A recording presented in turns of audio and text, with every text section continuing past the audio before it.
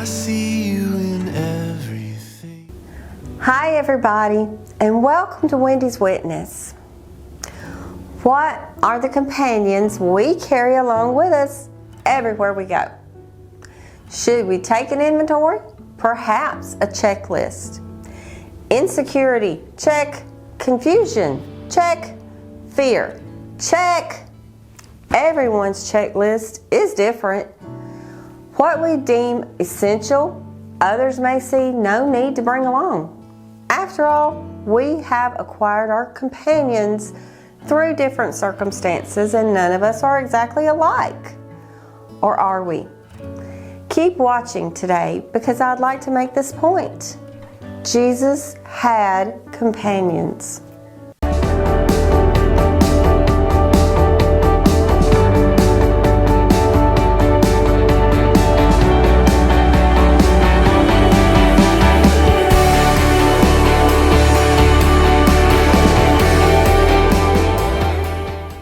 This life is a journey we are passing through. We come, we go, we contribute. We each have a purpose, a mission, something God has sent us to do. Well, many missions actually. Living, moving through our lives leads us somewhere. If we look beside us, more times than not, we'll see someone. Who was there? In Jesus' life on earth, and ours as well, I picture it as sound waves, circles, or ripples. There's this far-reaching outer circle, and there's the close-knit inner circle. For Jesus, I believe we can gather. His inner circle was Peter, James, and John, because they were the ones who were with him at certain times.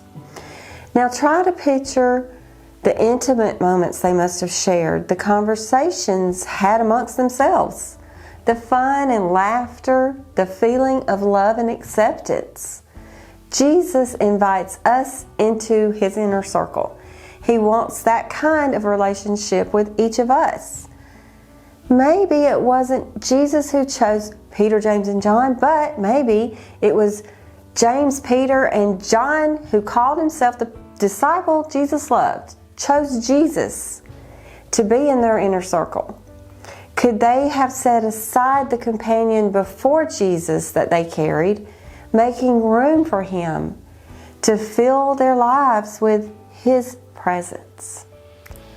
Isolation, loneliness, depression. We can carry these companions like a proud trophy, insisting that we need no one. Misery is not a good bedfellow.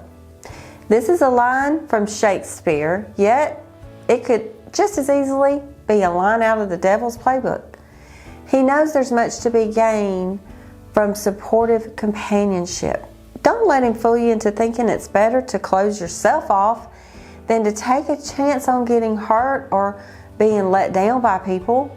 We put our trust and hope in Jesus, not people, but we encourage and build each other up by being there and loving like Jesus. Jesus had companions, and so should we. Jesus had many disciples, but he commissioned 12 and summoned them by name, giving them authority and instructions. They were to do the things that Jesus did, the things that they themselves had seen him do, because they were his close companions. Heal the sick, raise the dead, cleanse those with leprosy, and drive out demons. What, pray tell, was going through their minds? Excitement or terror? Courage or fear?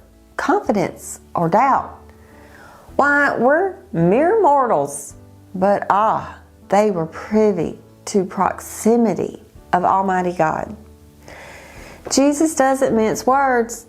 He lets them know up front, look, I'm sending you out like sheep among wolves. Matthew 10:16. Did they go out shaking in their sandals or with a stride in their step? I think they knew if Jesus was sending them, they were ready as they'd ever be. He would be giving them everything they needed. Matthew 10:19 and 20. But when they hand you over, don't worry about how or what you are to speak, for you will be given what to say at that hour. Because it isn't you speaking, but the Spirit of your Father is speaking through you. And that, my friend, is where we pick up our story. We too are disciples, followers of Jesus, sent out with authority and instructions. God is with us. His Spirit is in us. We are more than conquerors, and we can do all things through Christ who strengthens us. Therefore, we are called close companions of Christ. With whom do you keep company? Who do you allow to occupy the space in your mind? Proverbs 13:20 says, "The one who walks with wise will become wise, but a companion of fools will suffer harm." As we walk through this world, many voices can be heard, some wise and some foolish. God gives us the mind of Christ. He intends for us to walk closely with Him, learning His voice, becoming more and more like Him each day. Wisdom says, why worry? Trust God. Don't fear, have faith. Don't shy away from sharing your testimony, be bold. Keeping in close quarters with Jesus and walking with Him in all of His ways makes us wise. Welcome Him in if you haven't. He is a friend of sinners. He who came to seek and save the lost. Jesus Christ, a friend who sticks closer than a brother. The best friend we could ever have. Salvation verses will be in the description box below. Thank you so much for watching, and I'll see you next week. Remember, we are all witnesses.